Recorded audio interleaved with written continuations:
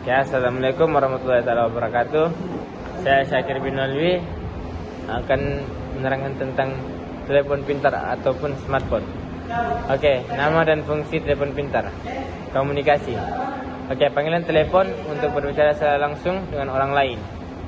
Pesan teks, menghantar dan menerima teks melalui SMS, MMS atau aplikasi seperti WhatsApp, Telegram, dan lain-lainnya. Oke, nomor 3, email, menghantar dan menerima email melalui aplikasi email. Internet dan media sosial melalui laman web. Melalui laman web menggunakan web seperti Chrome, Safari, atau Firefox. Oke, media sosial. Mengangkas.com, media sosial seperti Facebook, Instagram, Twitter, dan lain-lainnya. Oke, sekian, terima kasih. Seterusnya ialah sifat gelombang. Telepon pintar menggunakan beberapa jenis gelombang elektromagnet untuk berkomunikasi dan beroperasi. Berikut adalah penerangan ringkas mengenai gelombang elektromagnet yang terlibat. Gelombang radio digunakan untuk berkomunikasi seluler. Telepon pintar menghantar dan menerima data melalui gelombang radio yang beroperasi pada pelbagai frekuensi bergantung kepada teknologi 2G, 3G, 4G ataupun 5G. Wi-Fi menggunakan gelombang radio dalam julat frekuensi 2.4 GHz atau 5 GHz untuk sambungan internet tanpa wayar. Dan terakhir, Bluetooth menggunakan frekuensi sekitar 2.4 GHz untuk komunikasi jarak dekat antara peranti seperti pon telinga tanpa wayar atau pindahan file.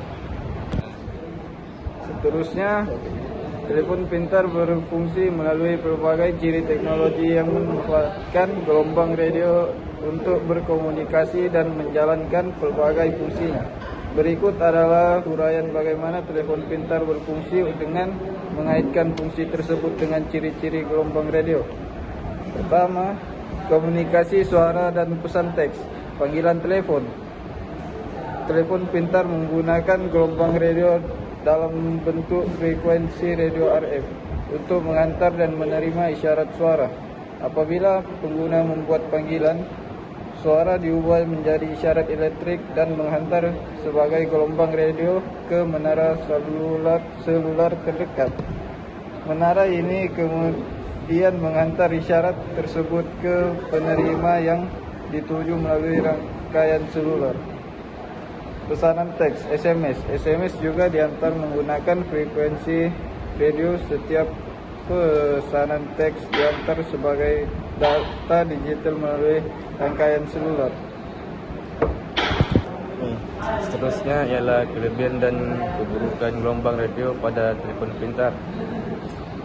Antara kelebihan tanpa wayar ialah kemudahan dan mobility. Gelombang radio membolehkan komunikasi tanpa wayar, memberikan kebebasan bergerak kepada pengguna tanpa perlu bergantung pada kabel fizikal. Seterusnya ialah penyebaran luas. Di hutan luas, gelombang radio boleh menjangkau jarak yang jauh, membolehkan sambungan seluler dan wifi di kawasan yang luas, termasuk kawasan yang susah diakses. Seterusnya ialah kecepatan dan kecekapan. Teknologi seperti 5G dan 4G membolehkan pengantaran dan data berkelajuan tinggi menjadikan pengantaran streaming dan aplikasi lebih pantas dan efisien. Seterusnya ialah keburukan gelombang radio pada telefon pintar. Gangguan dan interferensi. Gelombang radio boleh terganggu oleh berbagai faktor seperti bangunan, cuaca, dan peranti elektronik lain yang menyebabkan kehilangan syarat atau kualiti syarat yang lemah. Seterusnya ialah kebocoran data. Komunikasi melalui gelombang radio berisiko terhadap penyadapan atau seragam cyber yang boleh menyebabkan kebocoran data atau maklumat pribadi. Dan sekali ialah risiko kesihatan. Radiasi elektromagnetik, walaupun tidak ada bukti konklusif, tetapi tentang risiko kesehatan yang disebabkan oleh gelombang radio dan telepon pintar.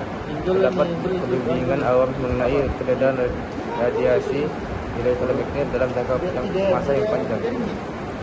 Oke, kesimpulannya ialah gelombang radio memainkan peran penting dalam fungsi telepon pintar. Memungkinkan komunikasi tanpa wayar seperti panggilan suara, pesan teks, dan sambungan internet melalui teknologi saluran dan wifi. Ia juga menyokong fungsi tambahan seperti GPS untuk navigasi, Bluetooth untuk menyambungkan peranti, dan NFC untuk pembayaran digital.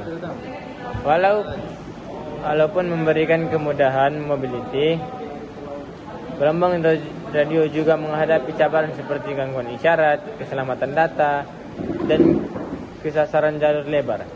Secara keseluruhannya, gelombang radio adalah komponen penting yang mengeratkan kebanyakan ciri modern telepon pintar. Sekian dan terima kasih.